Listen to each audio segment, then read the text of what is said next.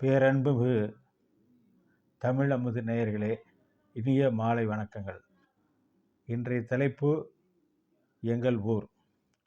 ஒவ்வொருவரும் தான் பிறந்த ஊர் நகரமாக இருந்தாலும் சரி, பெருநகரமாக இருந்தாலும் சரி, கிராமமாக இருந்தாலும் சரி, அந்த ஊரை அவர்கள் நேசிப்பார்கள். அது இயற்கையானதுதான். நான் பிறந்த ஊர் ஒரு மிக மிக பட்டிக்காடு. அந்த பட்டிக்காட்டிலே நாங்கள் பிறந்ததிலிருந்து நாங்கள் கல்லூரி செல்லும் வரை எந்த விதமான ஒரு பஸ்ஸும் வரவில்லை. அதனாலே இந்த இடத்தில் எங்களுடைய இடத்திலிருந்து 3 கிலோமீட்டர் சென்றால் நாமக்கல் பஸ் செல்வதற்கான பஸ் வந்து நிற்கும். அதே மாதிரி அது தெற்கே என்றால் வடக்கே 3 கிலோமீட்டர் சென்றால் அங்கே ராசிபுரம் செல்லுகின்ற பஸ் நிற்கும்.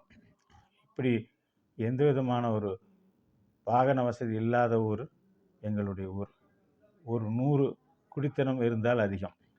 ஆனால் அந்த 100 குடித்தனத்துக்குள்ளே எல்லா விதமான சமூகமும் இருக்கும்.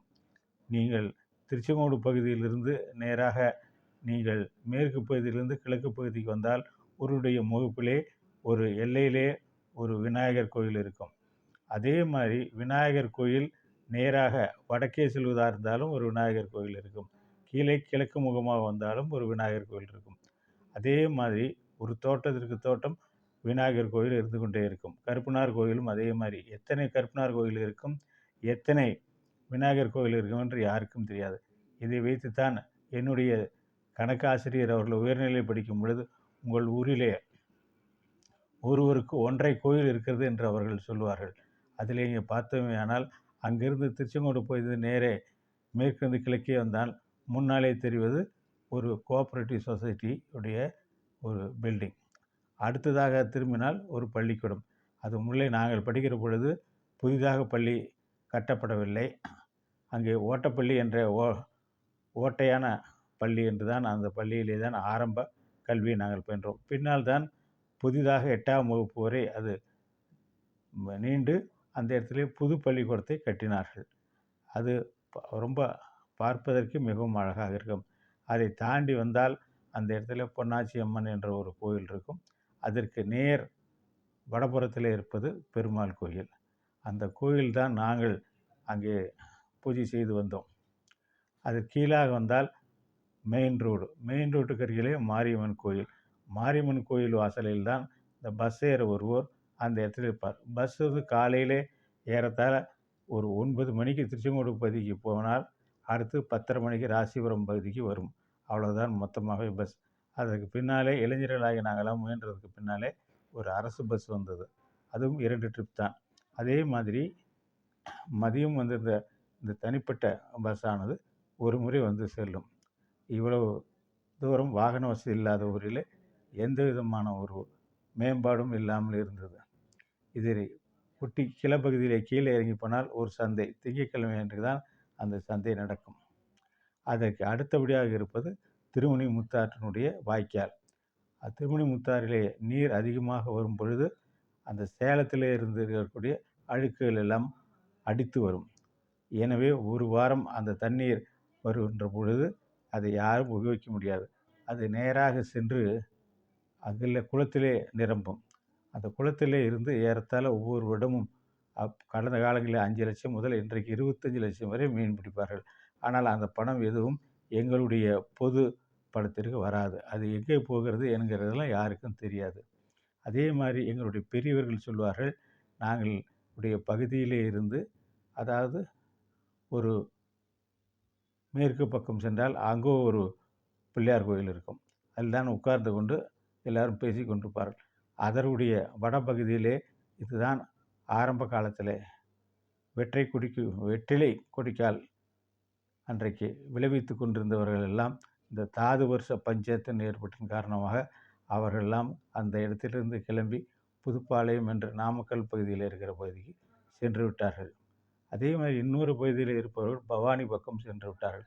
இவர்களெல்லாம் வருடத்திற்கு ஒரு முறை வந்து அந்த பெருமாள் கோயிலிலே ஒரு 1000 பேர்களுக்கு அன்னதானம் விட்டு செல்வார்கள். அதே மாதிரி மிக சிறப்பாக இன்னும் கீழே இறங்கி கீழே போனால் ஈஸ்வரன் கோயில் இருக்கும். அந்த ஈஸ்வரன் கோயிலில் இருக்கிற ஈஸ்வரனும் அந்த ஈஸ்வரியும் பார்த்தோமானால் மிக அழகாக இருக்கும். அதற்கொட்டியவாறு மறுபடியும் வடபகுதியிலே ஒரு பத்திரகாளி அம்மன் இருக்கும். அதற்கு முன்னாலே மெயின் ரோட்லேயே ஒரு ஓங்காரி அம்மன் கோயில் இருக்கும். இதே மாதிரி ஒவ்வொரு வகைராக்கும் ஒரு பிள்ளையார் கோயில் இருக்கும். எனவே தான் இதை சொல்லுவார்கள், ஒரு ஊத்திற்கு 1.5 கோயில் இருக்கிறது என்று. அதைவிட மிக பிரசித்தி பெற்ற தமிழகத்திலேயே பிரசித்தி பெற்றது கருப்பனார் கோயில் எங்கள் ஊரிலே இருக்கிறது. அதை மடையன்காட்டு புதூர் என்று சொல்வார்கள். அந்த மடையன் என்பது பீமன். பீமன் அவர்களெல்லாம் பஞ்சபாண்டவர்களெல்லாம் அங்கே தங்கியிருந்ததாகவும் அவர் தங்களுடைய ஆயுதங்களை எல்லாம் அந்த இடத்துல மறைத்து வைத்ததாகவும் கதை சொல்வார்கள். அதுக்கு அருகிலேயே பார்த்தீங்களானால் அங்கே ஒரு கிணறு இருக்கும். அங்கே அந்த பஞ்சபாண்டவர்களுக்கு தாகம் ஏற்பட்ட போது அர்ஜுனன் விட்டு அம்பினாலே அந்த கிணறு வந்ததாக சொல்வார்கள். அந்த கிணறிலே ஒரு சில வயதானவர்கள் சொல்வார்கள், இதிலே தான் டீசலும் பெட்ரோலும் இருக்கிறது என்றெல்லாம் சொல்வார்கள். ஆனால் குடிக்க முடியாது இருக்கும். ஆனால் பெட்ரோல் டீசல் எல்லாம் இருக்காது. ஆனால் இது பிரசித்தி பெற்ற இந்த கருப்பனார் கோயிலிலே யார் யார் வருவார்கள், இது யார் யார் இது குடிப்படை என்று யாருக்கும் எதுவுமே தெரியாது. அவ்வளவு வருடம் முழுக்களும் பக்தர்கள் வந்து கொண்டே இருப்பார்கள். மேளம் அடித்து கொண்டு எங்கள் வீட்டு வழியாக செல்வார்கள். அவ்வாறு செல்லுகின்ற பொழுது நான் சென்னையிலே ஹைகோர்ட்டில் ஒரு கேஸ் சம்பந்தமாக எனது வக்கீலும் சென்றிருந்தபோது அந்த வக்கீலுக்கு அந்த ஜட்ஜி மிகவும் பிரியமானவர். எனவே அவருடைய கேம்பஸில் சென்று பேசி கொண்டிருந்த பொழுது என்னை அறிமுகப்படுத்தும் போது எனது ஊரை சொல்லி அறிமுகப்படுத்தினார். நான் எதிர்பார்க்காத அந்த நீதிபதி, ஹைகோர்ட் நீதிபதி சொன்னார்கள், தம்பி, நான் அங்கே வந்து முப்பூசை செய்திருக்கிறேன், எனது பெரியோர்கள் எல்லாம் அதனுடைய குடிபடிகள் என்று சொன்னார்கள். எனக்கு தூக்கி வாரி போட்டது. ஏன்னா தலைநகரில் இருக்கின்ற நீதிபதி, ஹைகோர்ட் நீதிபதி எல்லாம் இந்த சாமிக்கு ஒரு பக்தர்களாக இருந்திருக்கலாம் என்று நான் எண்ணி பார்த்தேன். அப்படி எண்ணி பார்க்கின்ற பொழுதுதான் தெரிய வந்தது, நிறைய எங்கள் ஊரிலே சின்ன ஊராக இருந்தாலும் படித்து பட்டம் பெற்று பல இடத்திலே உயர்ந்த பதவியிலே இருக்கிறார்கள் என்று எனக்கு தெரிந்தது. என்னுடைய நண்பர் ஒருவர், சேலம் பாராளுமன்ற உறுப்பினர் திரு கண்ணன் அவர்கள், எந்த இடத்துக்கு போனாலும் எங்கள் ஊர்க்காரர் ஒருவர் இருப்பார். அவருக்கு என் மேல் அவநம்பிக்கை.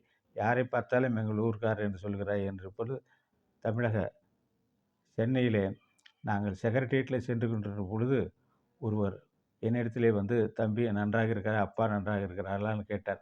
அப்பொழுது இவர் கேட்டார், யாரப்பா ஏதோ உங்கள்கிட்ட வந்து பேசுகிறார்கள் என்று.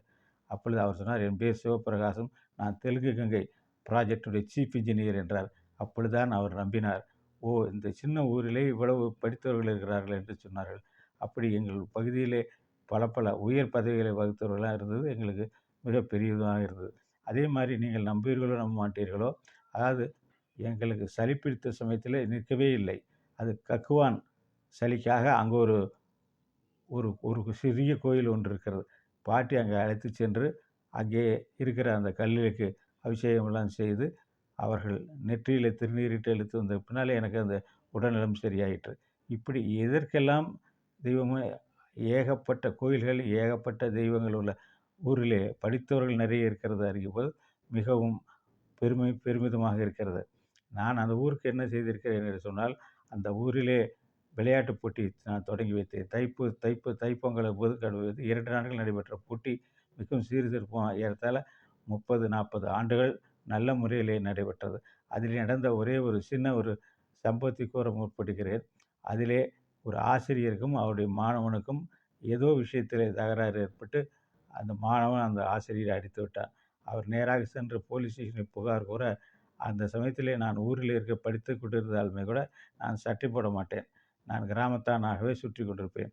அதையெல்லாம் நடத்தி கொண்டிருந்த ஆர்கனைசராக நான் இருப்பதால் போலீஸ் வந்து என்னை போலீஸ் ஸ்டேஷனுக்கு அழைத்து கொண்டு சென்று விட்டார்கள். அப்பொழுது அங்கிருந்து ஒரு பெரியவர் எழுந்திருந்து, தம்பி நன்றாக இருக்கிறாய் என்று கேட்டார். இவர் யார் என்று இன்ஸ்பெக்டர் கேட்க, இவர் தான் சார், இந்த மாதிரி நம்ம ஊரிலே பட்டம் பெற்றவர், நல்ல முறையில் படித்து கொண்டிருக்கிறார் அப்படி என்றெல்லாம் என்னை பற்றி உயர்வாக சொன்னார்கள். அப்பொழுது அவர் சொன்னார், பட்டதாரி பட்டம் பெற்றவர்கள்லாம் சரி, ஆனால் நீங்கள் ஏன் சட்டை போடாமல் இருக்கிறீர்கள், நான் வாடா போடா என்று கத்தியிருப்பேனே என்று சொன்னார்கள். அது நான் சொன்னேன், நான் கிராமத்தான், எங்கு படிப்பு படித்தாலும் என்னுடைய கிராம வாசம், எங்கள் மண் வாசம் எப்பொழுதும் உயர்ந்து கொண்டு தான் இருக்கும் என்று அவர்களிடத்திலே சொன்னேன். அது எனக்கு மிகவும் மகிழ்ச்சியாகவும் இருந்தது. அவர் இது கேள்விப்பட்டு வியப்பாக இருந்தார். இம்மாதிரி ஊரிலே இருக்கிற எல்லாம் நேராக அந்த தண்ணீர் எல்லாம் அந்த குளத்திலே சென்று அடைகின்ற பொழுது, அந்த குளத்திலே இருக்கின்ற மீன்களை பார்ப்பதும், அது பச்சை பசேல் என்று இருக்கிற அந்த வயக்காட்டில் இருக்கிற விளைகின்ற விளைச்சலை எல்லாம் பார்ப்பதும், நாங்கள் யாராவது விருந்தினர் வந்தால் அவர்களெல்லாம் அழைத்து கொண்டு இந்த புளியும் சாதம், தயிர் சாதம் போன்றவையெல்லாம் எடுத்துக்கொண்டு போய் அங்கே நாங்கள் ஒரு பிக்னிக் போவது போல் போய் சென்று அங்கே அந்த இயற்கை வளத்தை பார்ப்பதும் மிகவும் எங்களுக்கு மனம் ரம்மியமாக இருந்தது. எனவே ஒவ்வொரு ஊரிலும் ஒவ்வொரு விதமான ஒரு உயர்வு இருக்கும். அந்த உயர்வுகளின் சொந்தங்களை எல்லாம் நாம் இந்த நேரத்திலே நினைத்து, இந்த கிராமம்தான் இன்றைக்கு இந்த நாட்டினுடைய முதுகெலும்பு என்பதை காந்தியடிகள் சொன்னதைப் போல எங்களுடைய பெருமையை அறிந்து நான் மிகவும் மகிழ்ச்சி அடைகிறேன். நன்றி, வணக்கம்.